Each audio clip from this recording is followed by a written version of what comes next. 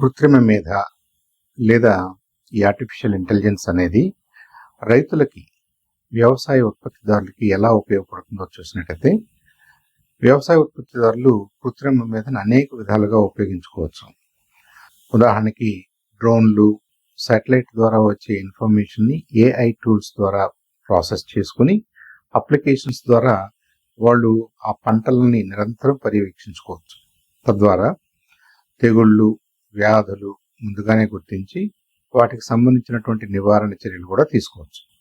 ఖచ్చితంగా ఈ వ్యవసాయ పద్ధతుల్లో నీరు, ఎరువులు వాడకాన్ని ఆప్టిమైజ్ చేసుకోవడం ద్వారా, అలాగే ఏ పంటలు ఏ వాతావరణంలో ఏ సీజన్లో అనుకూలంగా ఉంటుందో, మనకి దిగుబడి ఎక్కువగా వస్తుందో వాటిని అంచనాలు వేసుకోవడం ద్వారా, దానికి తోడు మార్కెట్ పరిస్థితులు కూడా, మన పంట చేతికి వచ్చేసరికి మార్కెట్ ధరలు ఎలా ఉండబోతున్నాయి, మార్కెట్లో సప్లై అండ్ డిమాండ్ ఎలా ఉండబోతుంది, మన పంటలకు సంబంధించి మన దిగుబడికి సంబంధించి ఇలాంటివన్నీ అంచనా వేసుకోవడం ద్వారా, లేదు వ్యవసాయానికి సంబంధించిన రుణాలను మనం తీసుకున్నట్టయితే ఆ రుణాలకి మనం పే చేయాల్సినటువంటి ఇంట్రెస్ట్లు, మిగతా ఖర్చులు, మనకు వచ్చే దిగుబడి, ఆ దిగుబడి మార్కెట్లో ఎంత కమ్ముడిపోద్దో, ఇలాంటి విషయాలన్నింటినీ కూడా కూలంకషంగా లెక్క వేసుకుని ముందుగానే ఆయా పంటల్ని ఎన్నుకుని, మరి కొంత ఏఐ ఎనేబుల్డ్ ఆటోమేషన్ ద్వారా, ఉదాహరణకి ట్రాక్టర్లు, హార్వెస్టర్లు, వీటన్నిటిని కూడా రాబోయే రోజుల్లో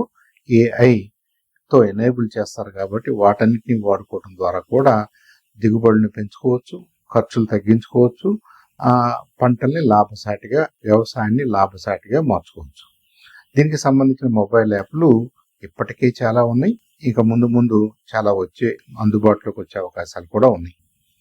అలాగే తెగుళ్ళు, వ్యాధుల్ని గుర్తించడం, సప్లై చైన్లో ఏం జరుగుతుంది, ఏ ప్రాంతంలో, ఏ జిల్లాలో ఏ పంట ఎప్పుడు చేతికి వస్తుంది, దానివల్ల మార్కెట్లో మన జిల్లాలో, మన ప్రాంతంలో మన చేతికి వచ్చే మన దిగుబడికి ఏ మేరకు మరి మార్కెట్లో డిమాండ్ ఉంటుంది, ఎలాంటి రేట్లు ఉండబోతున్నాయి, అది కాని పక్షంలో మనకి గోడౌన్స్ ఉన్నాయా, మనం స్టోర్ చేసుకుని కొన్నాళ్ళ తర్వాత అమ్ముకునే అవకాశం ఉందా, ఇదంతా కూడా రైతు ఇండివిజువల్గా సమీకరించి ఆలోచించుకునే కంటే యాప్స్ ద్వారా ఈ సమాచారాన్ని గనక రైతుకి అందుబాటులోకి తీసుకొచ్చినట్టయితే రానున్న కాలంలో మరింతగా ఈ వ్యవసాయదారులకి, ఉత్పత్తిదారులకు ఉపయోగపడే అవకాశం ఉంటుంది.